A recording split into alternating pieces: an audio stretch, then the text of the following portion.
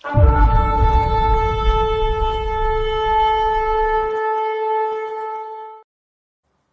व्यवस्था विवरण पहले अध्याय का पद संख्या 19 से ड्यूटरोनॉमी चैप्टर 1 वर्स 19 ऑनवर्ड्स।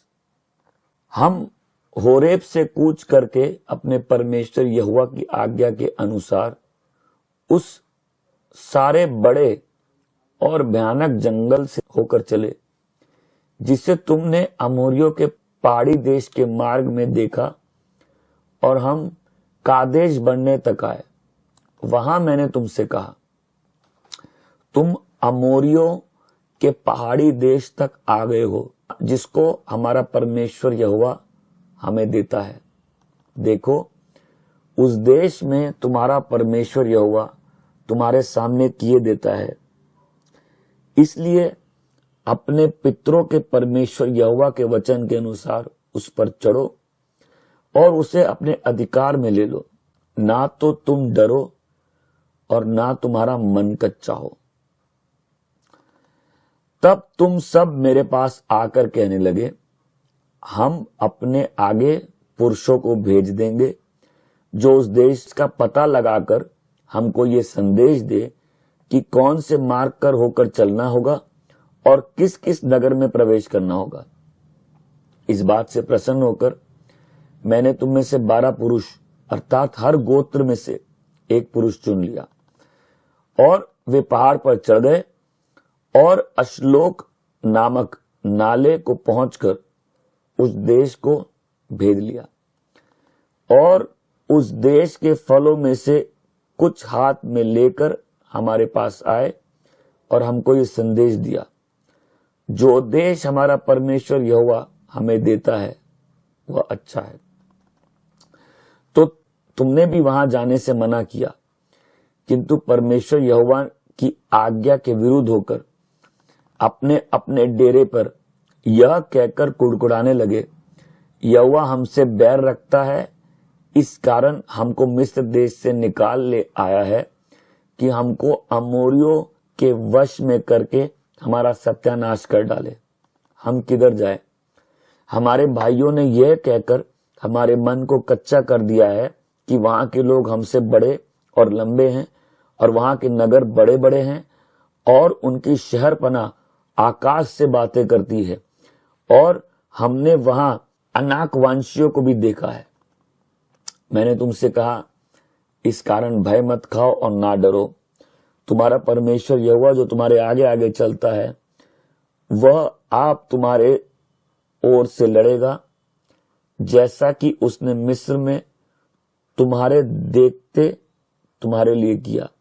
फिर तुमने जंगल में भी देखा कि जिस रीति से कोई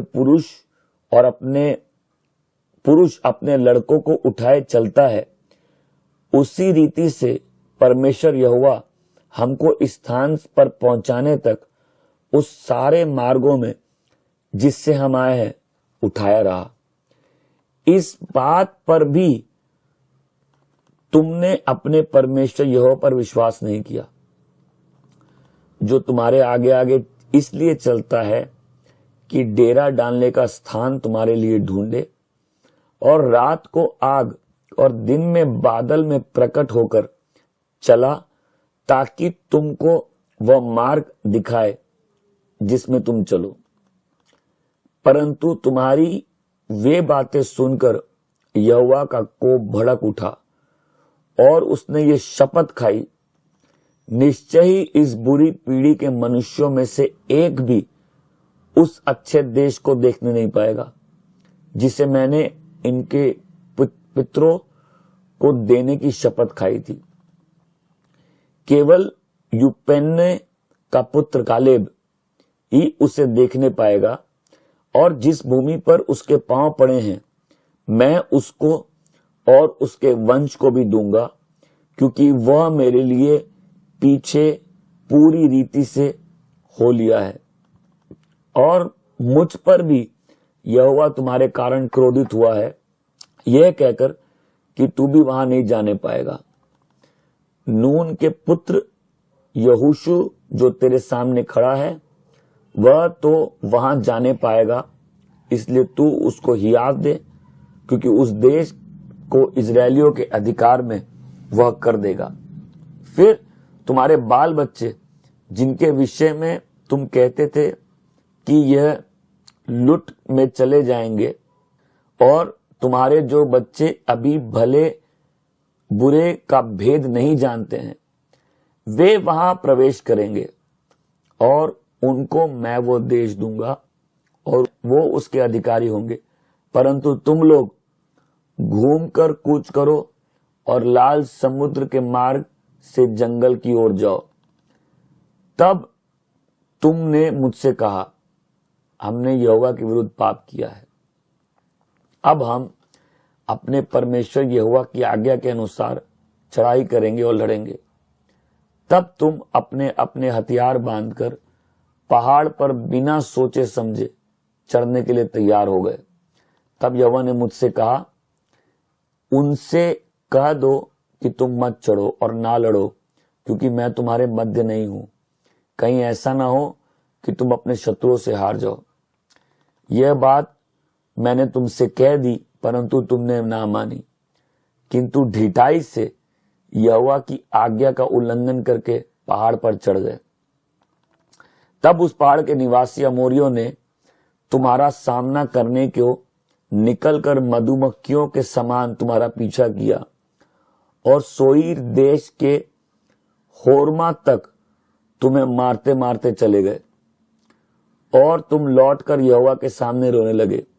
परंतु यहोवा ने तुम्हारी ना सुनी, ना तुम्हारी बातों पर कान लगाया, और तुम कादेश में बहुत दिनों तक रहे, यहां तक कि एक युग हो गया है। हालेलुया। आइए इन वचनों को समझने की कोशिश करते हैं। दो बड़ी गलतियां लोग करते हैं। एक, जब परमेश्वर बोलते आगे बढ़ो तो नहीं बढ़ते।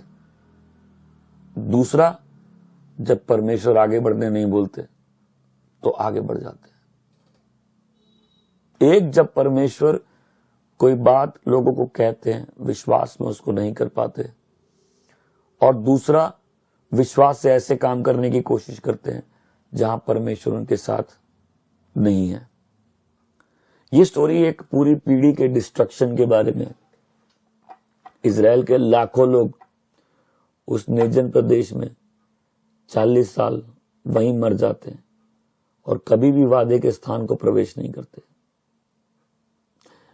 उन लाखों लोग में से सिर्फ 2 जन प्रवेश करते हैं, और उन लाखों लोगों के बच्चे जो एक नई पीढ़ी बन के उस 40 साल में बड़े हो जाते हैं।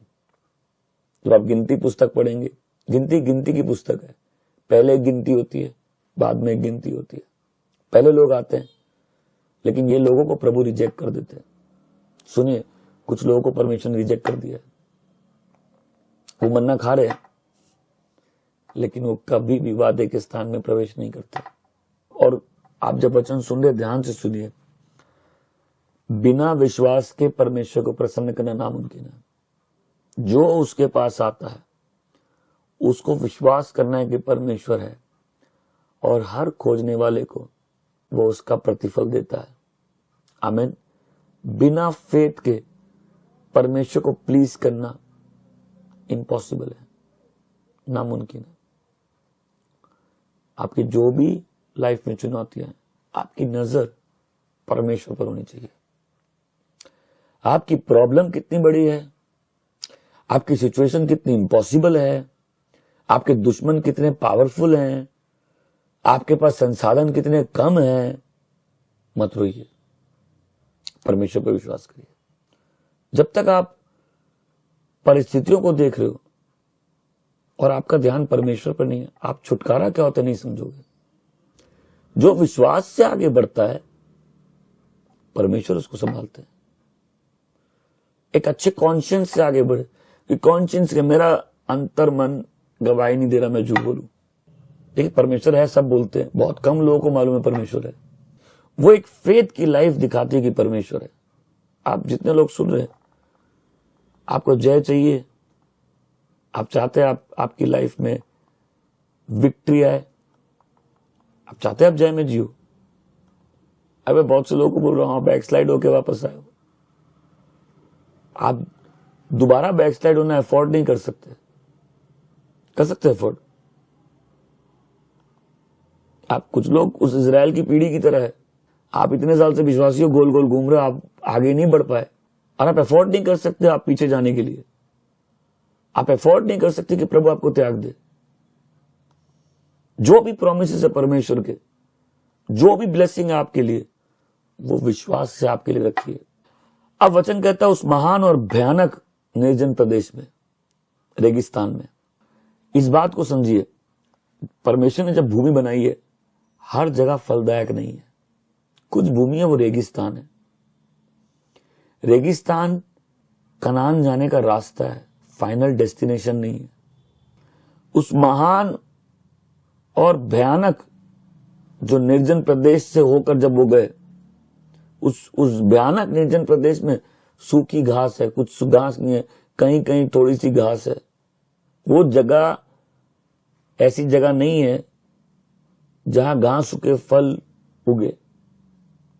वो जगह फलदायक जगह में जाने का रास्ता है। इस सिस्टम को समझिए। मैं कुछ एग्जांपल्स देता हूं। अभी यहां कोई है, आपने प्रभु को जीवन दिया, आप सीरियस हुए, आपने बपतिस्मा लिया, आप आगे बढ़ रहे हो, आपके ऊपर लोन का प्रेशर है, ये विश्वास चाहिए ना।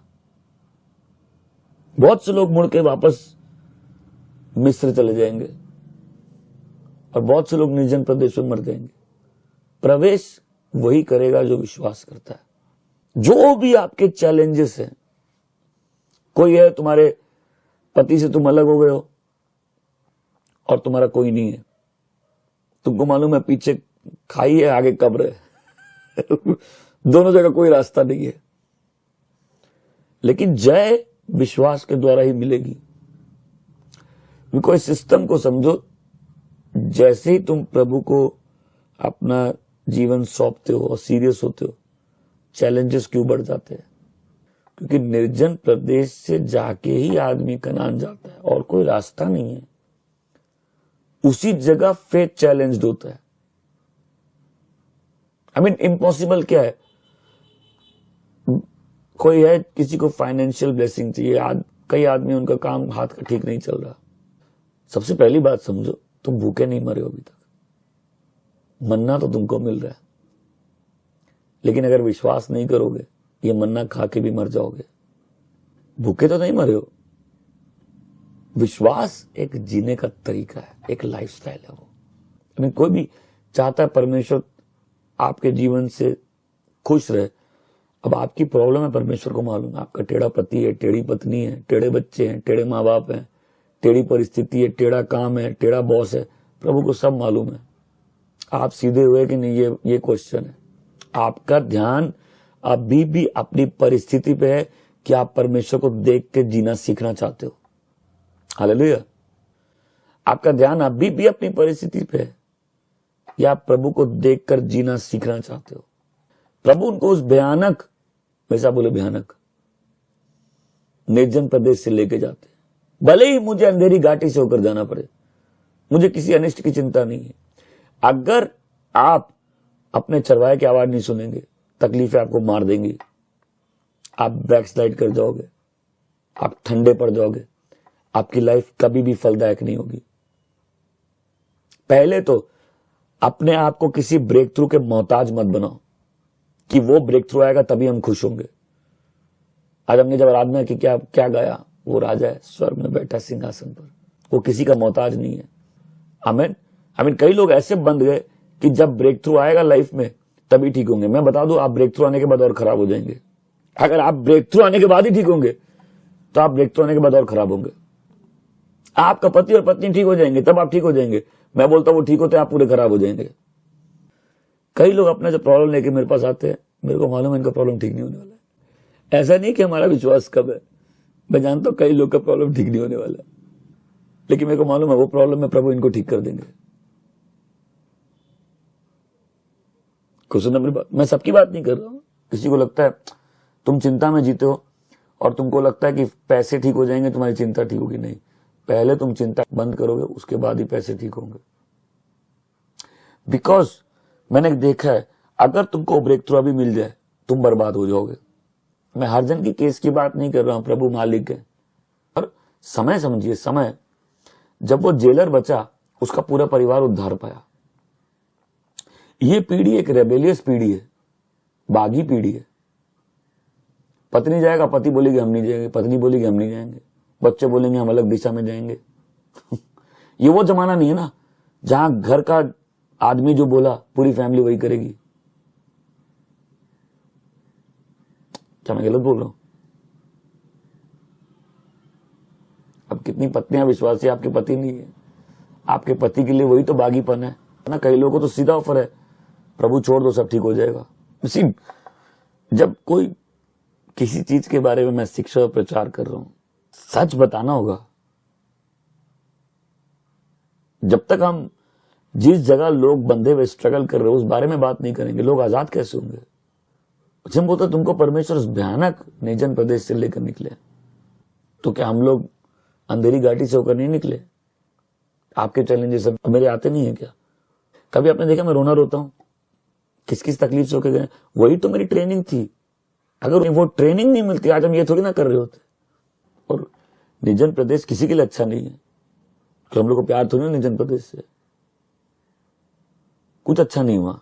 कोई डेजर्ट में जाएगा जहां खाना नहीं है, पानी नहीं है, हालांकि प्रभु ने उनको खाने और पानी की कमी नहीं रखी, खाना पीना चलता रहा। मैं इसलिए तो पूछ रहा हूं, जितने लोग बिना जॉब के हैं, काम बर्बाद हो गए, जिस भी तकलीफ से गए, खाए पियो नहीं हो आप? खाना पीना तो उनका चला। अब और कैसा चला? उनकी चप्पल नहीं घिसी। फिर जब रिपीट करते कोई बात चाहते अंदर घुस जाए, जो लोग घिस के खुद पतले और सिकुड़ रहे, तो सुने उनकी चप्पल नहीं घिसी, उनके कपड़े खराब नहीं हुए। और बताओ निर्जन प्रदेश में नंगा नहाएगा क्या निचोड़ेगा? सुनेगा, नंगा नहाएगा क्या निचोड़ेगा क्या? निर्जन प्रदेश में कपड़े भी धो के निचोड़ने का पानी था उनके पास, बट अपनी कंप्लेन में मर गए। कंप्लेन में मर गए वो लोग।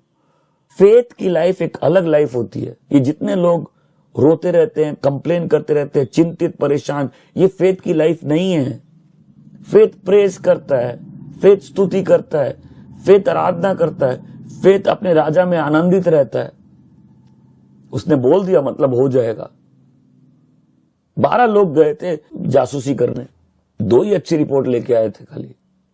उतना बड़ा बड़ा पानी, उतनी ऊंची लहरें और उतना जोर तूफान चल रहा है वहां। अरे भाई तुम डूबे क्या उसमें कि तुम चल के आए हो? जिस पानी में तुम चल के आए हो, तुम उसकी महिमा क्यों कर रहे हो? तुम उस परमेश्वर की महिमा करो जो तुमको सामर्थ देता है कि तुम चल के आए हो। तुम आज तक गिरे नहीं हो, प्रभु तुमको संभाल के रखे। और फेथ की लाइफ एक्चुअल में देखो, चर्च में बहुत कम लोग फेथ की लाइफ जीते हैं। वो विश्वास का जीवन जहां आपकी बातें, आपके जीने का तरीका, आपकी लाइफस्टाइल दिखा रहा कि आप फेथ में जी रहे हो। अब मैं पूछ रहा हूं, कलीसिया में रह के नरक जाना क्या फायदा है? इससे अच्छा दुनिया में रह के नरक जाओ, एटलीस्ट थोड़ा दिन एंजॉय तो करोगे। अगर जय पाना ही नहीं है तो ऐसी जगह में क्यों बैठे जहां जयवंत लोग होने चाहिए? आप एक सीजन में किसी चीज से परेशान रहो, चलता है। हमारी ट्रेनिंग का पार्ट है कि जिस चीज से हम परेशान है, प्रभु उसी चीज को इस्तेमाल करते हैं हम लोग को स्ट्रांग करने के लिए। हमने देखा, राइट? वही एक हमारी टेस्टिमनी बन गई, वही वीकनेस हमारी स्ट्रेंथ बन जाती है। बट आप सब समय, सालों साल, हर मौसम में उसी चीज में आप रो रहे हो, वही आपके जीने का तरीका है, तो आप विश्वास से कभी उस स्थान में नहीं पहुंचोगे जहां प्रभु आपको पहुंचाना चाहते हैं। देखिए, प्रभु ने इनको मिस्र से निकाला था। मिस्र गुलामी की जगह है, कनान आशीष की जगह है, निर्जन प्रदेश परखने की जगह है। तुम्हारा परखा हुआ विश्वास, हमने वचन सुना था, याद है? तुम्हारा परखा हुआ विश्वास। आप मिस्र से निकल गए, वो एंड नहीं है, कनान पहुंचना है। आमीन। जीवन फलदायक होना चाहिए। कनान खाली पैसों के बारे में नहीं है, दूध और मधु के बारे में नहीं है। कनान उस असली आजादी के बारे में जहां जीवन फलदायक होता है, जो गॉड का प्रॉमिस है। तो ये मूसा को बोलते हैं कि हम पहले लोग भेजते हैं जो जाके उस जगह को देखेंगे हमको किस मार्ग से जाना है। मूसा परमेश्वर से निर्देश लेता है और 12 लोग भेजते हैं। उन 12 में से 10 लोग बड़ी गंदी रिपोर्ट लेके आते हैं, फल लेके आते हैं, वहां का फल तोड़ के लेके आते हैं, लेकिन बोलते हैं वहां लंबे चौड़े लोग हैं, मतलब हमारा दुश्मन हमसे ज्यादा ताकतवर है। उनकी जो शहर की दीवार है वो इतनी ऊंची है जैसे स्वर्ग तक हो। तो उन्होंने 10 लोग की रिपोर्ट सुनी और उनका दिल टूट गया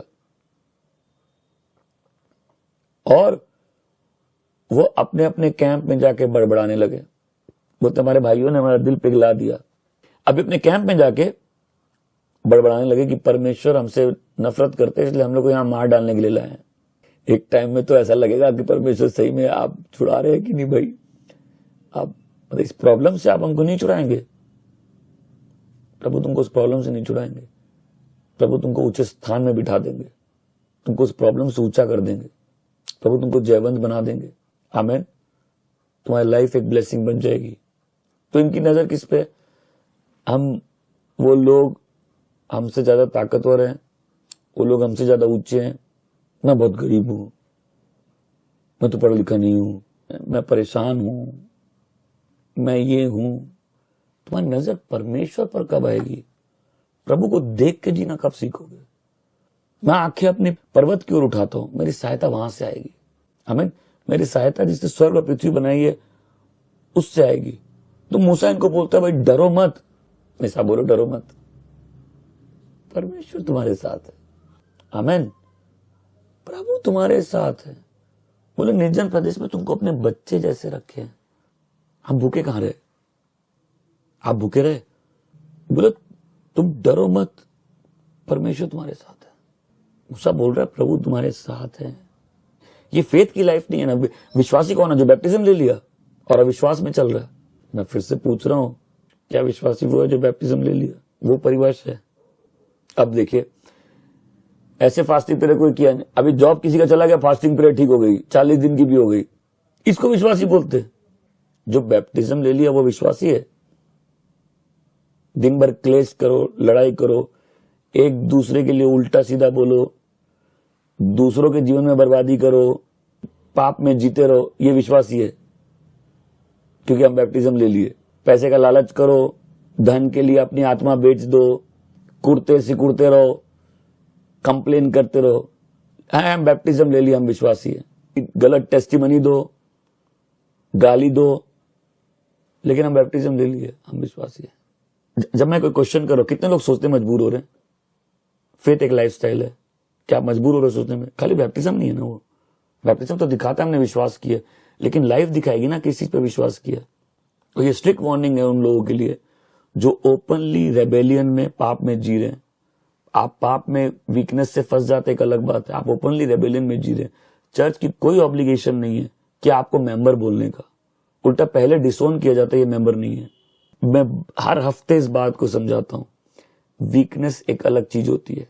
हर जन वीक है, वीकनेस महसूस करते हैं, लड़खड़ाते हैं, लेकिन बदमाशी एक अलग चीज होती है, दुष्टता एक अलग चीज होती है, परमेश्वर का भय नहीं होना ये एक अलग चीज होती है, अविश्वास में चलना ये एक अलग चीज होती है। हम लोग चर्च में इसलिए हम लोग बिलीवर्स हैं नहीं, आप कलीसिया में हो इसलिए विश्वासी हो नहीं, आप बैप्टिज्म ले लिए इसलिए विश्वासी हो नहीं। वो तो लाइफ दिखाएगी आप क्या विश्वास करते हो। दैट मीन्स लाइफ पूरी कॉन्ट्ररी हो सकती है। जिस चीज पे विश्वास किया बिल्कुल उसका उल्टा हो सकते हो। कई लोग अपने हाथों से अपने आत्मिक जीवन का गला घोट रहे हैं, लेकिन वो विश्वासी है। आप बताइए, कई लोगों को ऐसा ही चर्च है ना जहां पास्टर जिसको कैसे भी कोई दबा दे, कैसे भी मरोड़ दे, क्योंकि आप टाइट दे रहे हो। हम टाइट देते हैं, हम विश्वासी बन गए। विश्वास एक लाइफस्टाइल है, एक जीने का तरीका है। मूसा बोलता रहा परमेश्वर तुम्हारे साथ है, डरो मत। कोई बोलेगा परमेश्वर मेरे साथ है, डरो मत। मैं बता दूं, बहुत बार बोलता हूं, मैक्सिमम लोग फाइनेंसेस और रिलेशनशिप में स्ट्रगल करते हैं। फाइनेंस और रिलेशनशिप से ज्यादा आपकी इंपॉर्टेंट आपकी सोल, आपका सैल्वेशन परमेश्वर का प्रोजेक्ट है। इसके साथ खिलवाड़ नहीं करे। बोले मत डरो, प्रभु तुम्हारे साथ है। लेकिन इनका दिल पिघल गया डर से। इनको मालूम था ये विक्ट्री नहीं मिल सकती। मैं एक बात बताना चाहता हूं, अगर परमेश्वर हमारे साथ नहीं है, हम लोग बर्बाद हैं, खत्म है। हमारी विक्ट्री का कोई बेसिस ही नहीं है। बोलो तुमको निर्जन प्रदेश में अपने बेटे जैसे लेके आया वो। आमीन। आप लोग देखिए, आप कष्टों से गए, प्रभु ने दूसरों को खड़ा कर दिया। कोई ना कोई आपको धक्का देता रहा, कोई ना कोई आपको एनकरेज करता रहा, कोई ना कोई आपकी आर्थिक सहायता करता रहा। आप कंप्लेन कर रहे हो इनफ नहीं है, लेकिन इतना इनफ था आपको वहां से आगे धक्का देने के लिए। मैं सही बात बोल रहा हूं? उसने आपको भूखा नहीं मरने दिया। उनकी चप्पल रेगिस्तान में नहीं घिसी थी। ये दिख रहा रेगिस्तान है। अब रेगिस्तान में लाइफ कन्वीनियंट नहीं है, लेकिन ये नहीं दिख रहा रेगिस्तान में भी चप्पल नहीं घिसी है, कपड़े धोने के लिए भी पानी है। हालेलुया। तो वो परमेश्वर के विरुद्ध बड़बड़ाने लगे। 34 में आइए। परंतु तुम्हारी वे बातें सुनकर यहोवा का कोप भड़क उठा है और उसने ये शपथ खाई है। खाली दीवारों के कान नहीं होते, अशुद्ध आत्माओं के भी कान होते हैं, आपके पड़ोसियों के भी कान है, और जिसने आपके कान दिए उसके भी कान है। ध्यान से सुनिए, आप क्या बोल रहे हैं परमेश्वर के कान तक जा रहा है। हम लोग क्या बोल रहे हैं परमेश्वर के कानों तक जा रहा है। परमेश्वर आवाज सुन लेते हैं, परमेश्वर दिल में निकलने वाली चीख को सुन लेते हैं, परमेश्वर आत्मा की कराहट को सुन लेते हैं, परमेश्वर लोगों की उल्टी सीधी बातों को सुन लेते हैं, परमेश्वर लोगों की कुड़कुड़ाहट को सुन लेते हैं। वो कुड़कुड़ाहट परमेश्वर के कानों में कंप्लेन्स, क्या कंप्लेन्स। कोई पीछे घूम के देखा परमेश्वर ने आपको कैसे संभाल के रखा है। अब उनकी कंप्लेन परमेश्वर के कानों में आ गई और तुम अपने तंबू में बड़बड़ा रहे थे। तुम बोल रहे थे कि परमेश्वर हमसे नफरत करते हैं, इसलिए हमको यहां मरने के लिए भेज दिए। अब कई लोग बड़ा एनकरेज करते हैं कि परमेश्वर से लड़ाई करो। हम तो आज तक किसी को एनकरेज नहीं किए। कई लोग बोलते हैं जो बोलना है परमेश्वर को बोलो, हम तो किसी को आज तक एनकरेज नहीं किया। ऐसे किसके सामने बोलते हो? सोच समझ के बोलो। निर्बुद्धि लोग ही होते हैं जो कुछ भी कहीं भी बोल देते हैं। सदोपदेशक में लिखा है कि जब तुम परमेश्वर के भवन में आए तो जल्दी से मुंह मत खोलो, और जो मुंह खोलते हो उसको पूरा करो, क्योंकि परमेश्वर सुनते हैं। प्रेयर्स भी सुनते हैं। अगर प्रेयर्स नहीं सुनते हम लोग प्रेयर क्यों करते हैं? लेकिन कोई बोलेगा प्रेयर सुनते हैं और बाकी बात नहीं सुनते। नहीं, परमेश्वर सब सुनते हैं। पर तुमने अपने टेंट में कंप्लेन की। अब देखो प्राइवेट मैटर्स है, प्राइवेट मैटर है। तुम अपने प्राइवेट में आपस में क्या बात कर रहे थे, लेकिन जो परमेश्वर बोले वो भी प्राइवेट मैटर था। खाली मूसा बता दिया। बोले परमेश्वर कसम खाए, परमेश्वर जो प्लान किया वो करेंगे। उनका माइंड कोई चेंज नहीं कर सकता है। लेकिन परमेश्वर किसी बात में शपथ ऐड कर दे। अब अब्राहम को उसने शपथ खाई थी, प्रॉमिस दिए थे। प्रॉमिस और वाचा अलग होती है। पुरानी वाचा इजरायलियों के साथ थी, अब वाचा दो लोगों पे टिकी है। शादी एक वाचा है ना, एक जन नहीं निभाया दूसरा कैसे निभाएगा? बहुत ध्यान से समझिए इस बात को। शादी एक वाचा है। परमेश्वर प्रॉमिस दिए थे अब्राहम को, इसीलिए उनकी टेढ़ी पीढ़ी को वो सह रहे थे। प्रॉमिस है। आई मीन इवन दो वो फेथफुल नहीं, हम फेथफुल रहेंगे। लेकिन यहां भी प्रभु शपथ खाते हैं। और शपथ क्या है? ये लोग वहां नहीं जाएंगे, यही मरेंगे। अब यहां मरने पर भी आग का खंबा, बादल, मन्ना और सारी सुविधा 40 साल तक मिली, लेकिन मरे निर्जन प्रदेश में ही कभी एंटर नहीं किए। परमेश्वर ब्लेसिंग से बड़े हैं। परमेश्वर आपके परिवार से बड़े हैं। परमेश्वर आपकी शादी से बड़े हैं।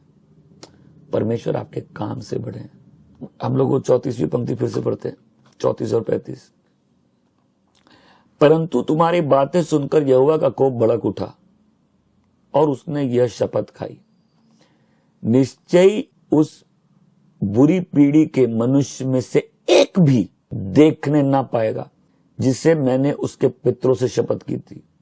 वो 12 जो स्पाई गए थे उसमें से 2 अच्छी रिपोर्ट लाए। परमेश्वर बोले ये दोनों एंटर करेंगे, और ये जो पीढ़ी है इनके बच्चे एंटर करेंगे। ये लोग में से एक जन भी उस राज्य में प्रवेश नहीं करेगा। प्रभु आपकी खाली प्रेयर नहीं सुन रहे, आपकी कंप्लेन भी सुन रहे। आप जो फुसफुस आगे बोल रहे हो भी सुन रहे। जो विनम्र है और परमेश्वर को दुआई दे रहा है, परमेश्वर उसकी भी सुन रहे हैं। जो घमंडी और बड़ी बात कर रहा है, परमेश्वर उसकी भी सुन रहे हैं। परमेश्वर सुन रहे हैं और खाली दीवारों के कान नहीं होते। मैं पूछना चाहता हूं आपसे फिर से, क्या आपने बपतिस्मा ले लिया यही प्रूव करता है आप बिलीवर हो? गलती अलग चीज है। कोई ओपन रेबेलियन में चले, ओपनली परमेश्वर का बागी होके जिए, एक लाइफस्टाइल दिखाए जो एग्जैक्टली फेथ के ऑपोजिट है। आप चर्च में रह के अपने आप को मेंबर नहीं बोल सकते फिर, या आप किसी चर्च के मेंबर हो गए, आप प्रभु के देह के मेंबर नहीं है फिर। फेथ एक लाइफस्टाइल है ना। और वो अविश्वास दिखाता है आपके डिससैटिस्फैक्शन में कि परमेश्वर ने जो प्रबंध किया आप उससे संतुष्ट नहीं हो, आप खुश नहीं हो। मतलब हम स्तुति तभी करें जब हमारे हिसाब से चीजें हमारे पास आ जाए। हमें प्रभु कहां रहते हैं? प्रभु अपने लोगों की स्तुतियों में वास करते हैं। परमेश्वर अपने लोगों की स्तुति में वास करते हैं। स्तुति प्रशंसा एक लाइफस्टाइल है बिलीवर का। और अविश्वास किस चीज में? जब आदमी सेटिस्फाइड नहीं है परमेश्वर ने जो प्रबंध किया उसके लिए। देखिए ना, वो परमेश्वर से खुश नहीं थे और कोई इंसान नहीं सुना इस बात को, परमेश्वर सुन लिए और बोले हम ठीक है, हम शपथ लेते हैं। अपनी शपथ भूल जाइए, हम लोग अपनी शपथ कितनी बार तोड़े हुए हैं। आपको लास्ट याद है आपने क्या प्रॉमिस किया था या क्या कसम खाई थी? इसलिए प्रभु यीशु बोलते तुम्हारी बात हाँ की हाँ हो या ना की ना हो। अब परमेश्वर में शपथ ऐड कर दिए और उसके बाद ये जितना रो पीट लिए ये एंटर नहीं किए। मेरे साथ कोई बोलेगा बिना विश्वास के परमेश्वर को पसंद करना नामुमकिन है। कोई विश्वास में कमजोर हो सकता है, अविश्वास अच्छी दशा नहीं है। विश्वास में कमजोर होता है तो उसको बिल्ड किया जा सकता है। अविश्वास के साथ आप क्या करोगे? फिर अविश्वास डिस्कंटेंट भी दिखाता है कि हम संतुष्ट नहीं है परमेश्वर ने जो लीडरशिप रखी है उससे भी, क्योंकि यहां इनके जो विरोध है वो एक बार नहीं है, 5 बार तो इन्होंने खाने पीने के लिए विरोध किया था। एक बार हारून और मरियम ने लीडरशिप के लिए विरोध किया था और मरियम को कोड़ हो गया था। और मूसा ने दूसरी शादी कर ली थी इथोपियन से और वो चैलेंज करने लगे लीडरशिप को। और जब ये सारी चीजें चल रही है, परमेश्वर देख रहे हैं, परमेश्वर सुन रहे हैं। फिर अविश्वास क्या है? परमेश्वर की सुरक्षा पे भरोसा नहीं करना। मर गए तो, लुट गए तो, बर्बाद हो गए तो, कोई बचाया नहीं तो। पौल बोलता है मेरे फर्स्ट डिफेंस में कोई मेरे साथ खड़ा नहीं रहा, लेकिन सिर्फ प्रभु मेरे साथ थे। ये इनका डिसकंटेंट था, डिसबिलीफ था, अविश्वास था परमेश्वर की प्रोटेक्शन पे। अगर प्रभु ना बचाए हम लोग खड़े रह सकते आज तक? ये बड़बड़ाने लगे। इनके सिन का पहले नेचर समझो। बहुत लोग कुछ नहीं होता विश्वास करके। फिर ये डिसकंटेंट जो परमेश्वर से संतुष्ट नहीं थे, परमेश्वर के बंदोबस्त से संतुष्ट नहीं थे, परमेश्वर ने सुरक्षा दी उससे संतुष्ट नहीं थे, परमेश्वर की लीडरशिप से संतुष्ट नहीं थे। फेथ क्या है? परमेश्वर की लीडरशिप पे बिलीव करना। वो लीडर है, वो लीड कर रहे हैं, वो हमको अनंत काल में लेके जाएंगे, हम जीवन भर परमेश्वर के मंदिर में निवास करेंगे। तो जब कोई बड़बड़ाता क्या करता है? वो किसी व्यक्ति या चीज के बारे में बोल रहा है, किस लिए बोल रहा है उसको पसंद नहीं है। बड़बड़ाना क्या होता है? जब इंपेशेंस है, संयम नहीं है, आदमी में संयम नहीं है, आदमी असंतुष्ट है, आदमी को कुछ पसंद नहीं आ रहा, परमेश्वर सुन लिए। कोई अपने दिल में कुड़कुड़ाता है, कोई अपने तंबू में कुड़कुड़ा रहा है, लेकिन एक छोटी सी प्रॉब्लम है, परमेश्वर सुन लिए। सोचिए मूसा जब आके न्यूज दिया, परमेश्वर सुन लिए, तुम क्या बोल रहे थे अपने तंबू में। बहुत दर्दनाक बात है ये, क्योंकि इसका रिजल्ट बहुत बुरा हुआ। बड़बड़ाने वाले लोग बड़बड़ाते क्यों हैं? आपको कुछ देखना लाइफ में, आप देख नहीं पा रहे। आपको कोई ब्लेसिंग देखनी है लाइफ में, आप देख नहीं पा रहे। या फिर आप ऐसे लोगों से मिलते हो जिनके पास आपसे ज्यादा साधन है, आप उनको देख के जलते हो। कुछ लोग होते हैं ना, दूसरों को देख लेते हैं, मैनिफेस्ट कर जाते हैं। कितने लोगों ने ऐसे लोग देखे? हाथ उठाएंगे। वो सिर्फ किसी को देख लेते हैं और वो चालू हो जाते हैं, क्योंकि दूसरे कुछ एंजॉय कर रहे हैं, हमारे पास वो चीज नहीं, हम उसको एंजॉय नहीं कर रहे। इसका मतलब आदमी का मन परमेश्वर के प्रति धन्यवादी नहीं है। और ये पूरा सवाल फिर परमेश्वर के नेतृत्व पे, परमेश्वर जो राजा है उस पे, उसके बुद्धि पे, उसकी प्रज्ञा पे। आज हम लोग ये गाना गा रहे थे, मेरा प्रभु है महान, वो स्वर्ग से करता राज, प्रज्ञा सामर्थ के साथ। मतलब अगर हमको ट्रस्ट नहीं है कि परमेश्वर समझदार नहीं है हमको इस चीज से लेके जाने पर, प्रभु ये क्या है आपको समझ नहीं, हमको परमेश्वर के विजडम पे ट्रस्ट करना है। परमेश्वर अपनी कमजोरी में भी लोगों से बलवान है, अपनी मूर्खता में भी लोगों से ज्यादा समझदार है। क्रूस जो नाश हो रहा है उनके लिए क्या मूर्खता है, जो बचाए जाते हैं उनके लिए परमेश्वर का सामर्थ्य है बचाए जाने के लिए। आमेन। क्या आपको ट्रस्ट है गॉड की विजडम में कि वो परमेश्वर आपको यहां से भी लीड करेंगे? ये संदेह है परमेश्वर की भलाई पे, परमेश्वर के इंतजाम पे भरोसा नहीं है, परमेश्वर की समझ पे भरोसा नहीं है, परमेश्वर के न्याय पे, उसकी धार्मिकता पे भरोसा नहीं है, परमेश्वर की भलाई पे भरोसा नहीं है। परमेश्वर नफरत करते हैं हमसे कि हमको मिस्र से निकाल के यहां मरने के लिए ले आए। तो कई लोग बोलते हैं इसे मरने के लिए ले आए, वो अपनी दुष्टता के कारण निर्जन प्रदेश में मर गए। और उनका तो प्रोजेक्ट था, बीच में बोल रहे थे कि आओ हम लोग अपने बीच में एक कैप्टन खोजे, हम लोग को वापस मिस्र लेके जाए। प्रभु ऐसी दीवार खड़ा की है लाल समुद्र की कि मरना तो यही होगा। हालेलुया। परमेश्वर तुमसे नाराज हो गए, और मूसा बोलता तुमसे नहीं हमसे भी नाराज हो गए। अब ये उनसे नाराजगी और मूसा से नाराजगी के बीच में 36 साल का समय है, क्योंकि वापस वो लोग उस पॉइंट पे आए थे और मूसा को इतना फ्रस्ट्रेट कर दिए थे कि मूसा को निर्देश था उस पत्थर में मारो पानी निकलेगा। वो पत्थर यीशु है कि उस पत्थर पे पड़ी तो अनंत जीवन का जल निकल गया, लेकिन उसने 2 बार मार दिया और परमेश्वर मूसा से नाराज हो गया, तुम भी प्रवेश नहीं करोगे। अब बताओ, वचन कहता है पृथ्वी में मूसा से विनम्र कोई नहीं था। मूसा को भी गुस्सा दिला दिए और वो गुस्से में 2 बार उस पत्थर पे मार देता है। अब प्रभु तो तुम भी प्रवेश नहीं करोगे। उसकी पूरी मिनिस्ट्री खत्म। वो 40 साल निर्जन प्रदेश में अपनी तैयारी के लिए रहा, 40 साल इनको लेके घूमता रहा। इसका जीवन ही निर्जन प्रदेश में उसका भी खत्म हो गया। हालेलुया। बड़े निर्जन प्रदेश आपका भले ही भयंकर है, आपके प्रोमिसेस भी बहुत बड़े हैं। आमीन। जो जगह प्रभु आपको ले जाना चाहते हो भी बहुत अच्छी है, लेकिन अविश्वास के कारण बहुत से लोग स्वर्गराज में प्रवेश नहीं करेंगे। सोबरिंग स्टोरी है। क्यों है? क्योंकि रियलिटी से इतनी कनेक्टेड है। हम चर्च में हैं, ये प्रूफ नहीं है कि हम बिलीवर है। खाली आप बैप्टिज्म ले लियो, ये प्रूफ नहीं है। और मैं इस चर्च में भी एक ऑर्डर की बात कर रहा हूं। जो ओपन रेबेलियन में जी रहा है वो कैसे बिलीवर है? फेथ तो एक लाइफ स्टाइल है ना, आप अपने जीने के तरीके से दिखाओगे। जो कुड़कुड़ा रहा है, कंप्लेन कर रहा है, परेशान है, चिंतित है, वो फेथ का लाइफ स्टाइल कहां दिखा रहा है? और इस पूरे मैसेज में सबसे भयंकर बात यही है, परमेश्वर सुन लिए। एक बात बताइए, सामने वाला आपको दिखा रहा है आपसे बहुत प्यार करता है, एक दिन आप सुन लिए आपके बारे में क्या बोलता है, आपको कैसा लगेगा? परमेश्वर सुन लिए। मूसा के खबर देता तुम अपने तंबू में बोल रहे थे, परमेश्वर सुन लिए।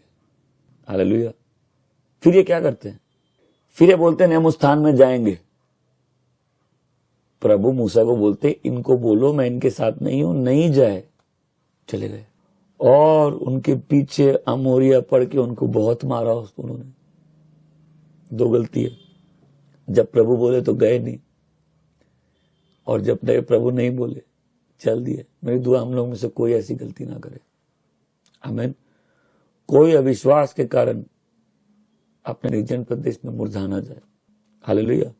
कोई अपनी कुड़कुड़ाहट के कारण परमेश्वर के प्रकोप को अपने जीवन में, अभी परमेश्वर न्यू टेस्टामेंट में चेंज नहीं हुए। परमेश्वर बहुत दयालु है, पहले भी थे। आप समझिए इस बात को। कुछ लोग को परमेश्वर खाली टॉलरेट करे, मरेंगे कभी लोग। इस स्टोरी को देखिए ना, 40 साल परमेश्वर वेट करते हैं इनके मरने का, और उनका तो कोई मृत्यु है ही नहीं, वो तो अनंत काल के, वो तो क्यों नहीं वेट कर सकते? 2 प्रकार के लोग हैं, एक जिनको प्रभु आगे ले जाना चाहते हैं, दूसरा जिनका प्रभु वेट कर रहे कब मरेंगे। Dangerous story, right?